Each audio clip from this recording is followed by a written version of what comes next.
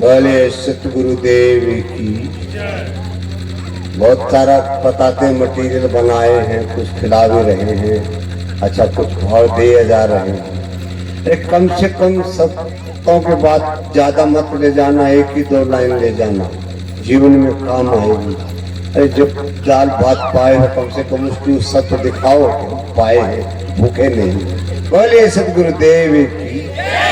वाह, वास्तव में छत्तीसगढ़ के लोग कहने से मान तो लेते हैं, कहा जाए तो मान लेते।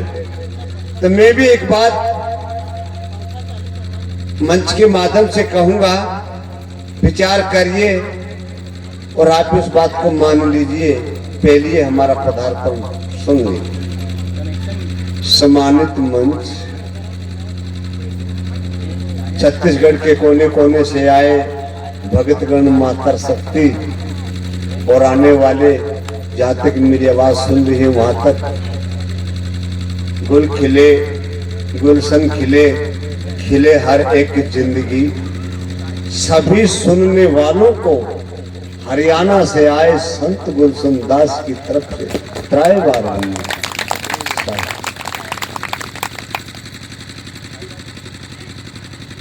सुन रहे हैं संतों द्वारा। पढ़े लिखे हम नहीं, अक्सर का हमें ज्ञान नहीं,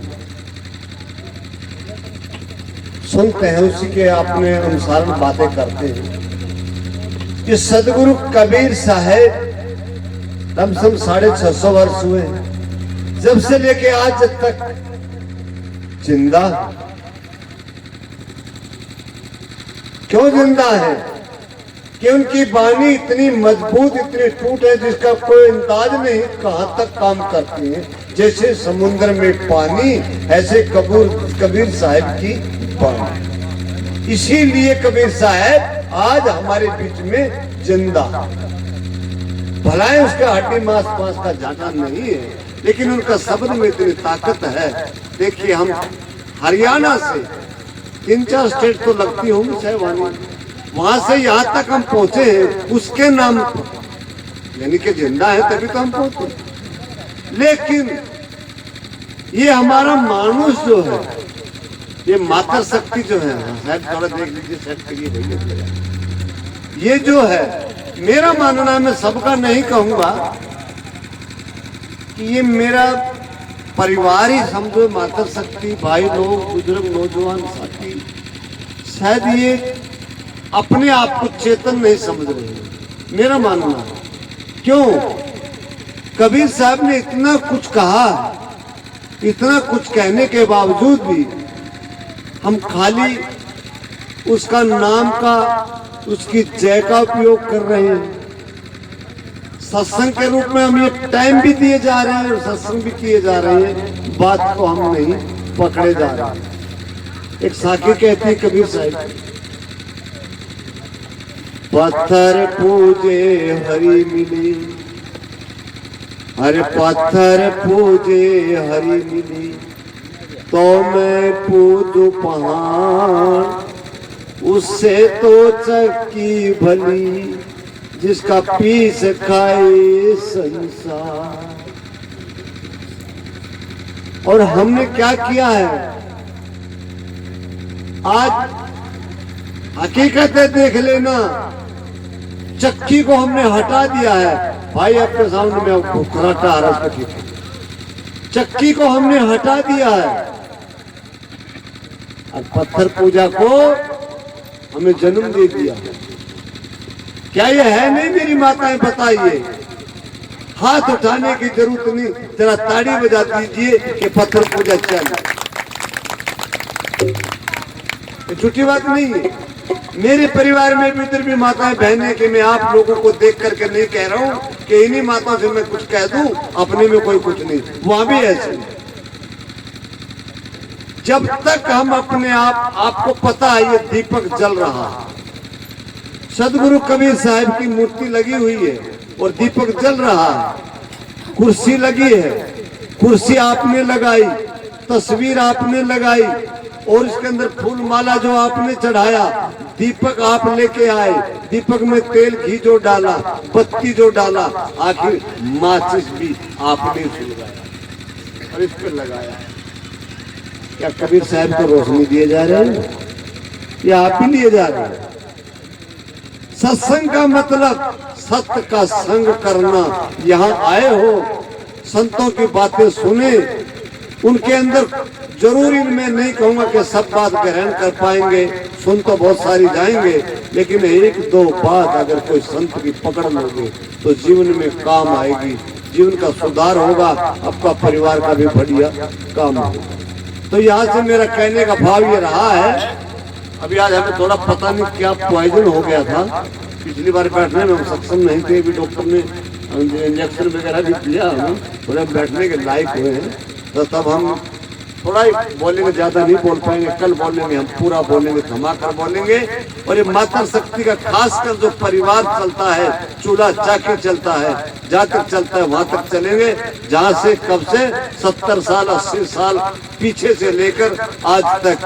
पहले क्या होता था, शादी ब्याह होता था ना, उसके बाद शादी, शादी के बाद लव मैरिज के बाद अब एक बीमारी और आ गई है, उधर से लड़के वाले आओ, उधर से लड़के वाले आओ, बीच में कोई जगह बनाओ, वहां मिल मिलाव करके लड़का लड़की को पकड़ाओ और दोनों तरफ चले जाओ। तो क्या अरेंज मैरिज ऐसा कुछ बोला जाता है ना?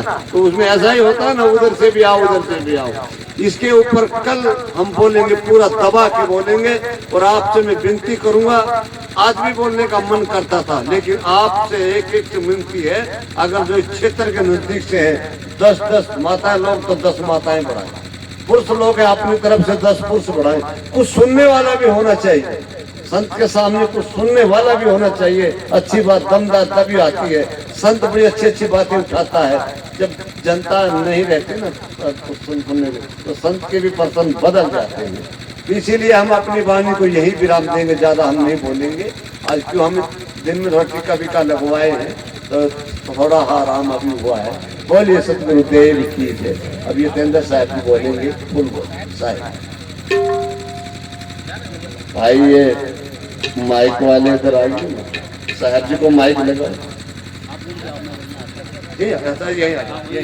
अधिकतम जो सवाल पूछे जाते हैं वो सवाल मैं आप सबके बीच रख रहा हूँ। लोग क्या पूछते हैं, जब गहरे सत्संग में सतगुरु कबीर साहब को समझना शुरू करते हैं, कबीर पंथ को समझते हैं, तो लोग एक सवाल खड़ा करते हैं कि बताइए गुरुजी, हम किस भगवान की पूजा करें? ये पहला सवाल होता है, हम किस भगवान की पूजा करें, कैसी भक्ति करें, क्या करें हम? तो मैं कहता हूं, आप किस भगवान की भक्ति करना चाहते हैं या किस भगवान को पूजना चाहते हैं? आखिर ऐसा क्यों चाहते हो कि आप एक भगवान की पूजा करो? सोचो जरा, आप सबको सोचना है इस बात को। ये सवाल किसी एक आदमी का नहीं है, बल्कि हर आदमी का सवाल है कि हम किस भगवान की भजन करें, भक्ति करें तो क्या होगा। मेरा यही सवाल रहता है, आखिर क्यों चाहते हैं भगवान की पूजा करना? लोग हड़बड़ा जाते हैं, गुरुजी पता नहीं। कोई समझदार निकलते हैं थोड़ा सा, तो कहते हैं हमें शांति चाहिए, सुकून चाहिए, जीवन में एक स्थिरता चाहिए, इसके लिए हम भगवान की पूजा करना चाहते हैं। भगवान बड़ा प्यारा शब्द है हमारे देश का। कम से कम हिंदुस्तान में, जहां हिंदू परंपरा की सर्वाधिक आबादी है, सब भगवान पूजते हैं। इनकी तादाद 33 करोड़ की है, ये मानी जाती है, या फिर 33 कोटि, 33 प्रकार के भगवान है। और आजकल आधुनिक दौर में हर दिन कोई न कोई भगवान नए नए अवतार लेते रहते हैं। हमारा देश भगवानों का देश है, धर्मों का देश है, रीति रिवाज परंपराओं का देश है। लेकिन इन सब भगवानों की पूजा करते हुए आदमी को आज शांति नहीं है, सुकून नहीं मिल रहा है, बेचैन है चित्त, परेशान है आदमी भीतर से। उसे जहां बताया जाता है वहां तक वो यात्रा कर लेता है। मुंबई के मुंबईया देवी से लेकर कोलकाता के काली माई तक वो पूजने जाता है। वहीं जम्मू कश्मीर से देखें तो वैष्णव देवी से लेकर यहाँ साउथ इंडिया में रामेश्वरम तक की यात्रा करता है। जैसी उनकी हैसियत होती है आदमी जाता है, तिरुपति बालाजी जाता है, मुंबई जाता है सिद्धि विनायक की पूजा करने के लिए, कहीं और कोई बड़ा नाम मिलता है तो वहां चले जाते हैं। अभी आपने देखा प्रयागराज महाकुंभ में गंगा मैया में स्नान करने गए थे, पवित्र त्रिवेणी संगम में करोड़ों की तादाद में इकट्ठे हो गए थे। कीड़े मकोड़ों की तरीके से लोग नजर आते हैं।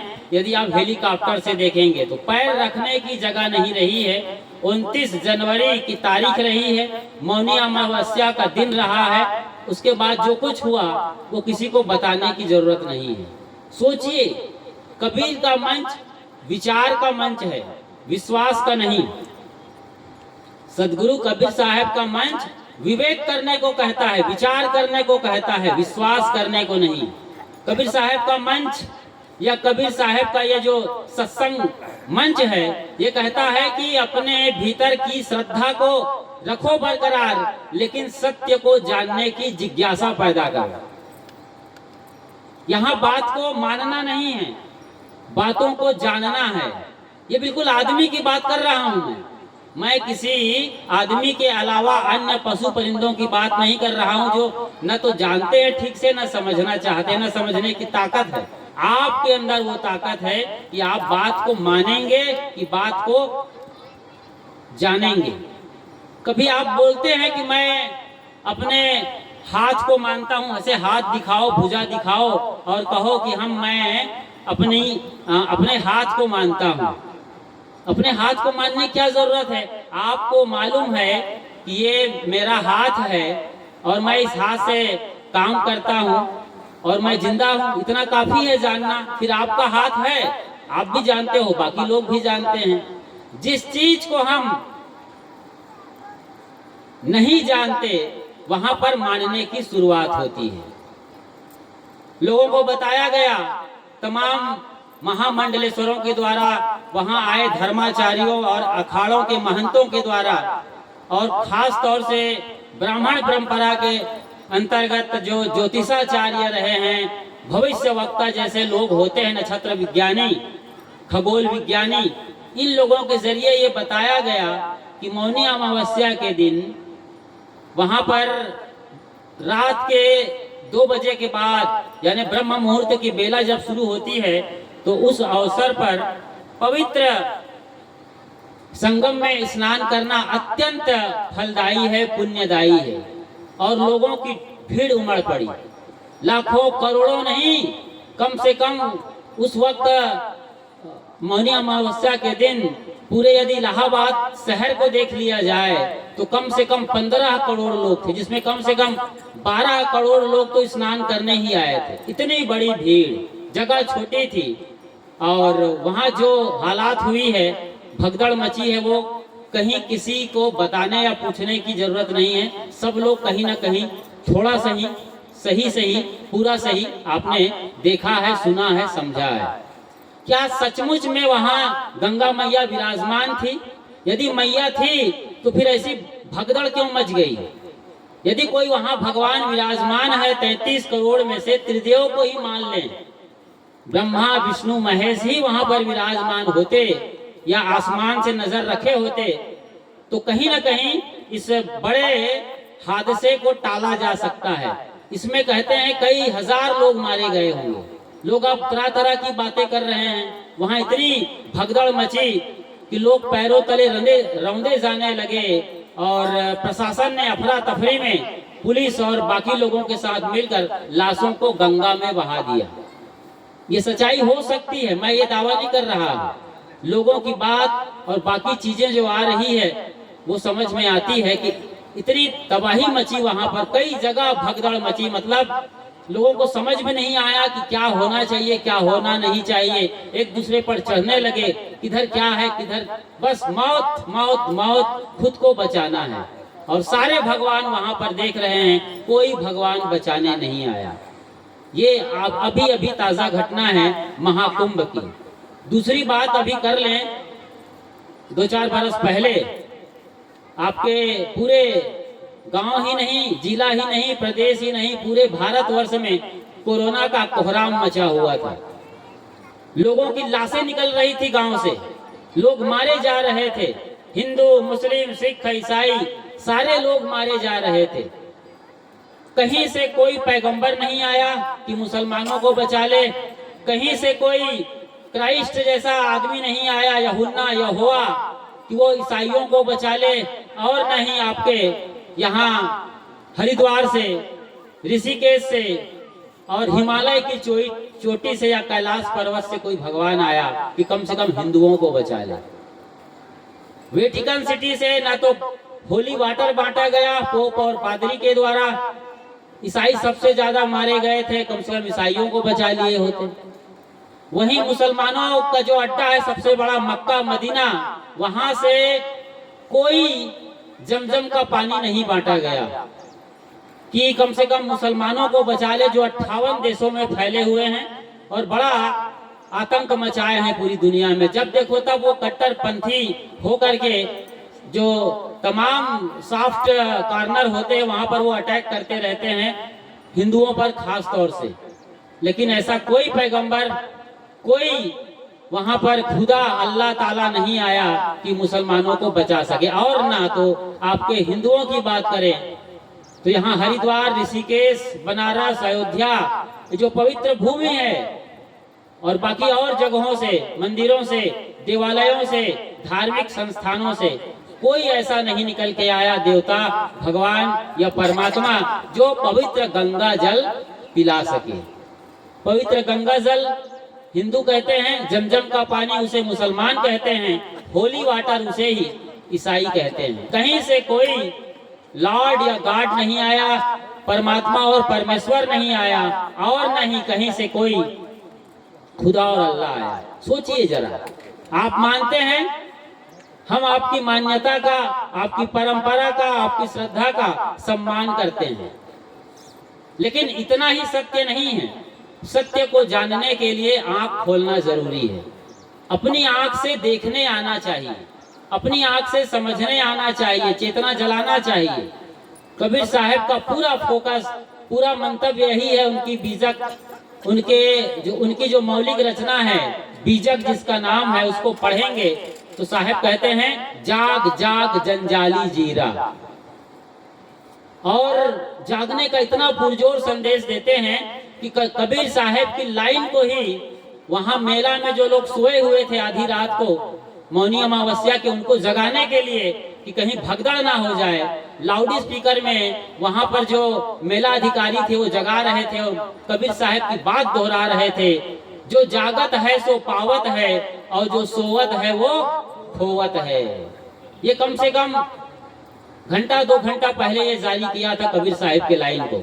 जो जागत है सो पावत है, जागो, जागे रहो, नहाओ और चलते बनो, रुको मत। यहाँ घाट पर इतनी भीड़ है, खतरा उनको दिखाई दे रहा था, शायद कहीं खतरा शुरू भी हो गया रहा होगा, लेकिन वो बता नहीं रहे थे। लेकिन लोगों को हटाने जगाने के लिए लाउड स्पीकर से कबीर वाणी चिल्ला रहे थे, कबीर वाणी का गान कर रहे थे। यही तब भी हुआ था 1984 के दंगे में, जब इंदिरा गांधी की हत्या हो गई थी सतवंत सिंह और बेअंत सिंह के जरिए, और सिखों पर सिख विरोधी दंगे भड़क गए थे। मैंने देखा अपने बचपन में, मैं डोंडी लोहारा के पास एक गांव में था, वहां पिताजी टीचर रहे, पढ़ा रहे थे। मैं सवेरे निकला था, लोग, तमाम मुंडे लोग, मुंडे समझते हैं जिनके सर पर बाल नहीं है, शायद सिखों ने पूरा अपना बाल उधरवा लिया था, दाढ़ी घुटवा लिया था, बिल्कुल गंजे हो गए थे। ये सारे के सारे मुंडे लोग ट्रक में भर कर जा रहे थे और ट्रक दौड़ा जा रहा था। बोरी या पैरा को अपने सर को बोरी या पैरा से वो ढकने की कोशिश कर रहे थे, नाकाम कोशिश, मैंने देखा था। तो 84 का जब दंगा हुआ था, इंदिरा गांधी मारी गई थी अपने ही अंगरक्षकों के द्वारा, सिख विरोधी दंगे भड़के, तब उस जमाने में 84 की बात कर रहा हूँ, अंदाजा लगाइए 24 चल रहा है। तो 40 साल पहले की ये बात है। उस वक्त इतने चैनल नहीं थे, सोशल मीडिया का नाम नहीं था, उस समय आकाशवाणी और दूरदर्शन था, वहां से गीत गाया जा रहा था, भाई रे दुई जगदीश कहाँ ते आया, कहू कौने बौराया, भाई रे दुई जगदीश कहाँ ते आया, गहना एक कनक ते गहना, या में भावन दूजा, कहन सुनन को दुई कर थापे, एक नमाज एक पूजा, भाई रे दुई जगदीश कहाँ ते आया। कितने सारे पद हैं, कितने सारे भजन हैं।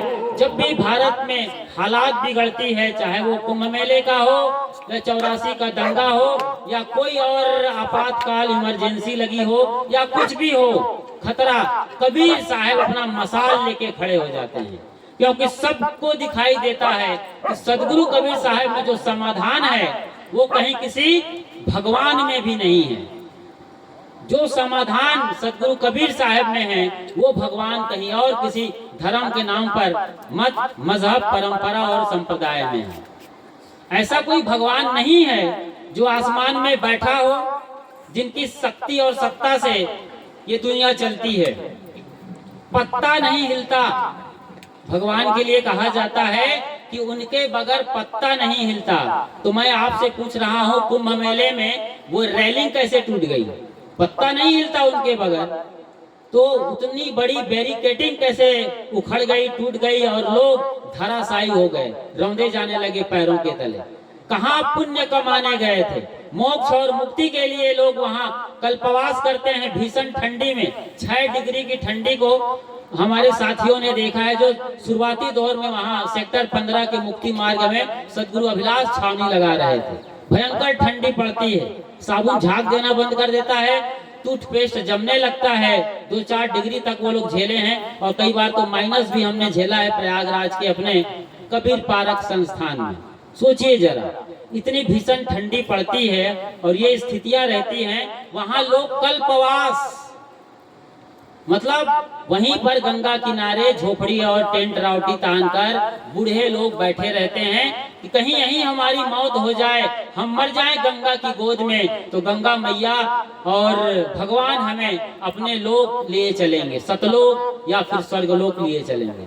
अभी भी बनारस जाएंगे आप, काशी, शिव की नगरी काशी कहते हैं, जहाँ कबीर साहब पैदा हुए हैं, तो वहां भी गंगा में नाव लेकर लोग किराए पर चलते रहते हैं। सोचिए कि कहीं यहीं हमारा शरीर छूट जाए नाव में गंगा नदी पर, तो हम सीधे स्वर्ग जाएंगे भगवान के धाम में। ये आज भी मान्यता है और बूढ़े बुजुर्ग ऐसा करते हैं, उनके घर वाले ऐसा करते हैं, जो अपने आप को कट्टर सनातनी कहते हैं, कहीं ना कहीं ब्राह्मण परंपरा से आते हैं।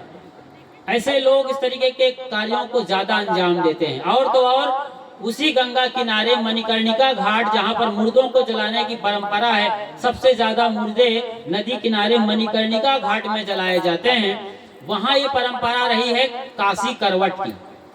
एक कुआं जैसा वहाँ पर गड्ढा था, वहाँ एक चक्र चलता था, रहट चक्र, पहिया चक्री जैसा। लोग जिन्हें मुक्ति चाहिए जीते जी, जो घर से उब गए हैं, तंग आ चुके हैं, वो लोग पंडितों से मिलते, धर्म के ठेकेदारों से मिलते और उसी चक्र में उन्हें डाल दिया जाता। वो चक्र उनको पेर देते थे, ऐसे जैसे आपके यहाँ तेल को पेर देते हैं ना, कोल्हू के जरिए आपने देखा होगा। वो कोल्हू के जमाने की बात है, मशीन नहीं थी उस वक्त।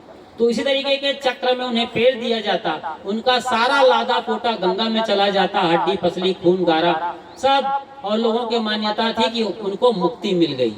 ऐसी परंपरा रही है। ऐसे ही परंपरा प्रयागराज संगम में रही है, जहां अक्षय वट है। ये 16वीं शताब्दी की बात है, अकबर के जमाने की है। अकबर ने देखा और लोगों ने बताया, तो अकबर ने उस पेड़ को अंदर कर दिया किला में, जहां आज भी अकबर का किला खड़ा हुआ है। लोग उस बरगद के पेड़ पर चढ़ते और यमुना जो उधर मथुरा, आगरा, दिल्ली की तरफ से आ रही है, उस पेड़ पर, बरगद के पेड़ पर चढ़कर सीधे यमुना में छलांग लगा देते थे और मर जाते थे। कहते थे कि हमारी मुक्ति हो गई, ऐसी मान्यता थी। आज भी ऐसी चीजें हैं।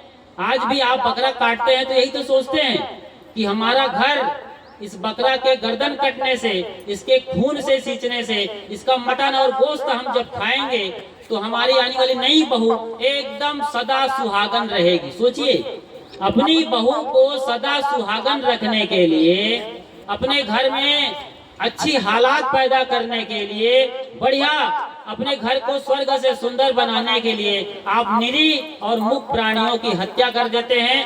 मछली मुर्गी, बकरे, भेड़े और ऊँट को खाया जाता है।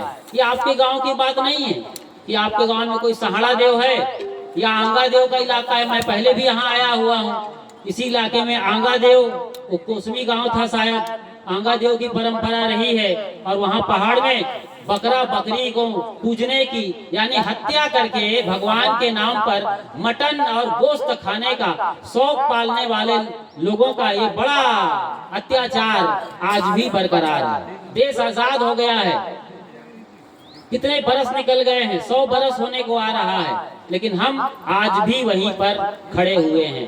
वही दकियानुसी विचार, मैं सुबह बता रहा था कैसी कैसी परंपराएं रही हैं और मान्यताएं रही है। तो भगवान के नाम पर ये सब हो रहा है, कितना दुर्भाग्यजनक है। सोचिए जरा, अरे भगवान कहीं आसमान में बैठा है जो अपनी उंगलियों के इशारे से, जैसे वो कठपुतली का खेल देखा है आप लोगों ने, वो कठपुतली वाला ऊपर होता है, धागा फंसाता है उंगलियों में और नीचे काठ की पुतली समझते हैं ना आप लोग, वो कठपुतली है, काठ की मतलब लकड़ी की। उसको बढ़िया कपड़े लत्ते पहना दिए हैं, कोई राजा जैसा दिख रहा है, कोई रानी जैसी खूब संवरी हुई है, सजी हुई है, मेकअप करके आई है, कोई वजीर है, कोई मंत्री है, कोई और नौकर है, कोई और पहरेदार है। ये सब खेल तमाशा दिखाता है। कभी राजा रानी से बात कर रहा होता है, कभी रानी घुड़की लगा रही है अपने मंत्री को, ये क्या गलत कर रहे हो। तो इस तरह के कठपुतली का खेल दिखाता है। सबय नचावत राम गोसाई, इसी बात को गोस्वामी तुलसीदास जी अपनी रामायण में कहते हैं, सबय नचावत राम गोसाई। ये गोसैया जो राम, गोसैया आप लोग बोलते हैं छत्तीसगढ़ी में, गोसैया मतलब मालिक। एक चरवाहा था, हल चला रहा था और बैल जब सही नहीं चलता था तो ये गुरुदेव जी ने, मैंने सदगुरु अभिलाष साहब की बात सुना रहा हूँ, वो हल नहीं चल रहा था या बैल तितर बितर भाग रहे थे, सही तरीके से लाइन से हल नहीं चल रहा था, तो खूब पीटता बैलों के पीठ पर, खूब मारता अपने उस सोटा से और कहता था तोर गोसैया मरे। बार बार वो तोर गोसैया मरे, तोर गोसैया मरे। तो कोई समझदार आदमी था, गए कहे भैया आप बार बार बोलते हो तोर गोसैया मरे, तो ये बैलों का गोसैया कौन है? बैलों का गोसैया कौन है? मतलब वही था ना। लेकिन कितना चालाक था वो, क्या बोलता था, वो ये नहीं कहा कि मैं गोसैया हूँ, मैं मालिक तो मैं ही हूँ, इस बैलों का मालिक, हल का मालिक, खेत मेरी है, सब कुछ का मालिक मैं हूँ। लेकिन बार बार बोलता था तोर गोसैया मरे। तो गोसैया कौन है जी? उसने कहा अरे जो समझे उसी को लगे गोसैया, ऐसे बोलता था, जो समझे उसी को लगे, वही जाने, उसी वही मरे। सोचिए जरा इस बात को अच्छे तरीके से विचारिए। हम देखो कोई भगवान के विरोधी नहीं है। लोग कहते हैं कबीर पंथी साधु, और पूरा कबीर पंथ भगवान विरोधी नहीं बाबा। भगवान के नाम पर जो आडंबर है उसके विरोधी हैं। कबीर साहब किसी भी धर्म के नाम पर जो मत मजहब और परंपरा चल रही है, रीति रिवाज है, आपके घर के जो धार्मिक अनुष्ठान है, यहाँ तक कि आप अगरबत्ती पूजा करते हैं, यहाँ तक कि तुलसी माता, अब एक ही लाइन बता दूं आपको, तुलसी माता की आप रोज पूजा करते हैं, नहा के आते हैं, जल चढ़ाते हैं, सचैल स्नान। इधर कुमारी देवी बैठी है कौहा कुड़ा वाली, वो भी यही करती है। उसका बेटा तो साधु हो गया था, वापस आ गया। उसका भाई अभी साधु है प्रयागराज में, चूड़ामणि साहब। और उसका बाप है कि कौन है? दादा, उनका दादा, उनके दादा भी साधु है। देखो 3-3 4-4 लोग उनके घर साधु हैं, लेकिन वो भी तुलसी माता की पूजा करती हैं जैसे आप करते हैं। ठीक है जी। अब गलती कहाँ होती है? मैं ये नहीं कह रहा हूँ कि वो गलत कर रही है या आप गलत कर रहे हो, आपको खुद फैसला लेना है। तुलसी एक ऐसी हमारे लिए आयुर्वेद का पौधा है जिसके 5 पत्ते सवेरे उठ करके ठंडे पानी के साथ चबा लें या निगल जाएं तो वात, पित्त और कफ को, यानी पूरे शरीर के सिस्टम को बैलेंस रखता है। इसलिए उसको तुलसी मैया कहा गया, देवता से जोड़ा गया, मंदिर से जोड़ा गया। लेकिन हम भूल गए उनको खाना और सिर्फ पूजा कर रहे हैं आज। यही कहानी बेल पत्ती की है। अभी जब बेल आए हैं नए नए सावन के महीने में, आप रोज जल चढ़ाओगे, खाओगे कभी नहीं। आप बेल पत्ती कभी नहीं खाने वाले हैं, जबकि उस सीजन में जो बेल पत्ती खाएगा उसको कभी फोड़ा फुंसी नहीं होगा, दांत खाद खुजली नहीं होने वाली है, और भी कई बीमारियों का इलाज है। यही अभी चैत्र रामनवमी में करने वाले हैं। जब राम की पूजा होगी, नौ दुर्गा बैठेंगी, तो जवारा बोया जाएगा। देखिए आपकी भाषा की बता रहा हूँ, आपके गांव की बात है ये। सहाड़ा देव के नाम पर शीतला मंदिर में ये सब आप करने वाले हैं, शीतला देवी के नाम पर, ठीक है जी। तो क्या करेंगे आप, जवारा बोएंगे, जोत जलाएंगे, 501 का, 1001 का, 10,001 का, और भी घी का जला रहे हो, ठीक है। बकरा मुर्गी भी मारते हैं आप, इधर घी भी जल रहा है, उधर बकरा का खून भी जल रहा है या गोश्त पक रहा है, सब हो रहा है। वही जवारे की बात कर रहा हूँ। जवारा मतलब गेहूं का वो नन्हा पौधा जिसे छाव में उगाया गया है। हमारे पुरखे बड़े वैज्ञानिक थे, बड़े जानकार थे, बड़े समझदार थे। वो जानते थे कि गेहूं के ज्वारे को यदि गर्मी के शुरुआती दौर में पी लिया जाए रस निकालकर, तो कभी भी चिकन पॉक्स नहीं होगा, जिसको आप छोटी माता बड़ी माता कहते हैं। मैं भी एक गांव में था, बटेरा नाम है, डोंडी लोहारा के पास। मुझे भी जब प्राइमरी स्कूल में था तो फोड़ा फुंसी वो वही चिकन पॉक्स हुआ था। मुझे याद है लोग अंगूर लाते थे मेरे लिए, मैं बहुत छोटा था, रोता था, बहुत गर्मी, बड़ी पीड़ा जलन होती थी, अंगूर लाते थे और क्या क्या उपटन लगाते थे। फिर वो गांव में घूमने के लिए पूरा कलश यात्रा हुई, शायद मैं भी शामिल रहा हूँ, वो नजारा मैंने देखा था। मैं बीमार था तब या बाद में, जो भी था, पूरे गांव को वो जवारा घुमाया गया, लोग झूमने लगे, गाने लगे, बहुत सारी तमाशाबाजी हुई, सर्कस बाजी हुई। आखिर में तालाब में उसे ठंडा कर दिया जाता है जवारा को। तब तालाब में पानी हुआ करता था, अब तो शायद तालाब को छोड़ो डबरा में भी पानी नहीं मिलता है, तो लोग ऐसे ही आधे अधूरे डबरा में जहाँ तहाँ फेंक के चले आते हैं। ये दुर्गा के साथ भी होता है, गणेश की मूर्ति के साथ भी यही होता है। खास बात मैं जवारे के कर रहा हूँ। हमारे पुरखे जानते थे कि जवारा पिया जाए तो गर्मी खत्म हो जाएगी, खून साफ होगा और बीमारी खत्म हो जाएगी। ये बात सही है कि नहीं, कि जवारा पूजा करना चाहिए या जवारा को पीना चाहिए? ये आप अपने आप से सवाल करिए। जवारा को पीना है, उस पवित्र प्राकृतिक जूस को पीना है, गेहूं के बारीक कोपलों के, कि हमें उसकी पूजा करके उसे गड्ढे में बहा देना है। बकरा का खून पीना सीख गया आदमी, सोचो जरा, बकरा का खून पीना नहीं भूला आज भी आदमी। लेकिन जवारा का जो बढ़िया परंपरा रही है, स्वास्थ्य मिलने वाला था, भारत स्वस्थ और मस्त होता, ध्यान और ज्ञान की गहराई में पहुंचता, वो सारे रास्ते बंद कर दिए और उसे केवल कर्म कांड के तौर पर आज ज्वारा लगाया जाता है। ऐसे ही बेलपत्ती, ऐसे ही आपके तुलसी पत्ती। शीतला मैया कहाँ से पैदा होगी? खून पी करके कोई शीतला माई पैदा नहीं होगी। हमारे पुरखे जानते थे ये सारे कर्म कांड यदि हम भगवान के साथ, मंदिर के साथ जोड़ देंगे तो परंपरा हजारों साल तक जिंदा रहेगी। परंपरा जिंदा तो है लेकिन विकृत रूप में है, नहीं समझते। अरे भाई, शीतला मैया आप ही लोग हैं, हर आदमी के अंदर शीतल आत्मा बैठी है, आप सब शीतला देवी हैं और आप अपने भीतर प्रकृति को जाने दीजिए। ये जो परमात्मा के रूप में प्रकृति खिली हुई है, यही है परमात्मा, यही है भगवान। भगवाना, भा से भूमि, जिस धरती पर आप बैठे हैं, यहीं जन्म लिए हैं और इसी धरती में आप समा जाएंगे। भा से भूमि अर्थात धरती, गा से गगन यानी ऊपर का ये हिस्सा आप जो देख रहे हैं आसमान, वा से वायु हवा और ना से नीर यानी पानी, और आ की मात्रा को आसमान कह दें, मतलब मिट्टी, पानी, आग, हवा और ये पूरा आसमान, ये पंच प्रकृति ही भगवान कहलाते हैं। इनकी पूजा सदा से है। आप यदि वेद को पढ़ेंगे, चारों वेदों को, तो वहां पर ना कोई ब्रह्मा है, ना कोई विष्णु है, ना कोई महेश। 33 करोड़ को छोड़ दीजिए, आपकी रणचंडी, शीतला, दुर्गा, सीता और जो भी और मानते हैं आप देवता, किसी का जिक्र नहीं है। अभी पता नहीं कब पैदा हो उत्तर प्रदेश के संभल में कल की अवतार, उसका भी वेदों में कहीं जिक्र नहीं है। आपके कोई देवता का नाम जिसको आपके दादा बाबा हजारों साल से पूज रहे होंगे, किसी भगवान का नाम नहीं है। तो क्या उस वक्त भगवान नहीं थे? वेदों में भी भगवान थे। वेद के भगवान कौन है? वरुण देव, जल के देवता, मरुत देव, पवन देव। मरुत माने मारुति, हवा, जल देव, हवा देव, पवन देव, अग्नि देव, मतलब सूर्य भगवान की पूजा होती रही है। और एक और बड़ा नाम आया रुद्र।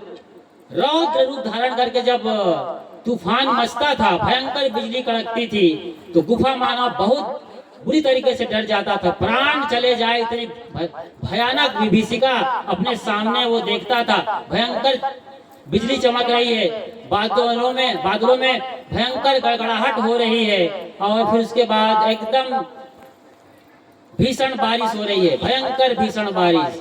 पूरा उसका परिवार बह रहा है। गुफा में है तो बच गए, वरना कहीं झाड़ी झंखड़ में रहे, कहीं फंस गए तो सब बह गए। कांपते थे लोग, हाथ जोड़ते थे बिजली के सामने। उस रौद्र रूप की पूजा होने लगी। रौद्र रूप की पूजा होते होते वही रौद्र आज रुद्र हो गया, और उसी रुद्र को भगवान भोले भंडारी कहा जाता है। ये क्रम से भगवानों का सिलसिला शुरू हुआ है। फिर ये पुराण बने हैं, शिव पुराण और बाकी और तमाम पुराणों में कि फिर भगवानों की चर्चा हुई, जिसको आप लोग जानते हैं। और ये बिल्कुल अभी ताज़ा है, 1000, 2000, 1500 सालों की बात है जिन भगवानों की आप पूजा करते हैं। असल में ऐसा कोई भगवान नहीं है आसमान में और कहीं भी जो बैठा हो आसमान में। उनको आप आंख बंद करके पुकारें, तपस्या करें ध्रुव और प्रहलाद जैसा, या फिर कोई और उपाय लगाएं और वो पुष्पक विमान में बैठ कर आ जाए। हमने कोरोना में देख लिया। कोरोना में क्या कोई तो आदमी रहा होगा जो दिल से पुकारा होगा, कोई भगवान आया। अभी गंगा में कोई आया इस तरीके से बचाने के लिए, कोई तो अरे 12 करोड़ लोग गए थे स्नान करने के लिए मौनी अमावस्या में। 12 आदमी तो कम से कम ईमानदार रहे होंगे, जो सचमुच में भगवान को प्यार करते हैं, भगवान को समझते हैं और दिल से पुकारे होंगे। लेकिन ऐसा हुआ नहीं। ऐसा होता तब तो कोई भगवान कहीं बैठा होता तब आता। भगवान तो आपके भीतर बैठा हुआ है, उसे आप जानते नहीं हैं। मानने की तो बात छोड़ दीजिए। वो भगवान कभी आपसे बाहर है, कभी आपसे अलग है, कभी जुदा हुआ है। 24 घंटे जो आपके साथ रहता है वही तो भगवान है। उसी भगवान की ताकत से मैं बोल रहा हूँ, वरना ये माइक, ये स्टैंड अपने आप बोल लेता, हमारी क्या जरूरत थी इतना बड़ा आयोजन करने का। बढ़िया सामियाना, पंडाल, दरी, भोजन, भंडारा, ये पूरा खर्चा किया जा रहा है हजारों रुपए। इसकी क्या जरूरत थी? आपके भीतर भगवान बैठा है, वो सुन रहा है। मेरे भीतर भगवान बैठा है, वो बोल रहा है। इसी बात को आज अच्छी तरीके से समझना है।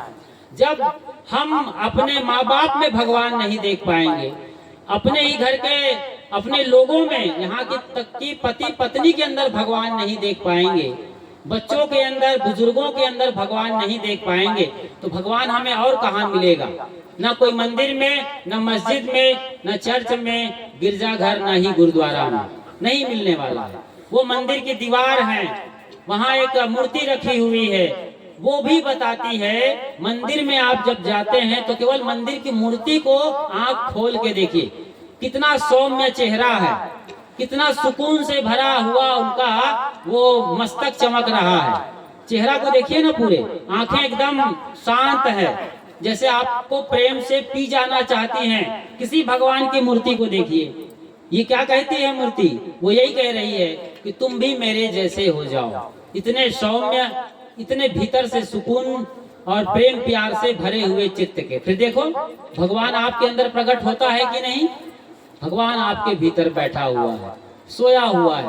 आपके भीतर का कबीर सोया हुआ है, आपके भीतर का बजरंग बली सोया हुआ है, आपके भीतर के ब्रह्मा विष्णु महेश सोए हुए, उसको जगाओ। जगाने के लिए जागरण का नाम ही सत्संग है। इतना बड़ा आयोजन किया जा रहा है। भगवान भग्न कर दिया जिसने अपने वाण को, अर्थात जो अपने बंधनों को तोड़ देता है, छिन्न भिन्न कर देता है। भगवान के नाम पर जो मायावी खेल चल रहे हैं, उस माया से बाहर जो निकल आता है, वही भगवान को जानेगा, समझेगा और आगे बढ़कर भगवान के दर्शन करेगा। फिलहाल खड़े हो जाएं आप और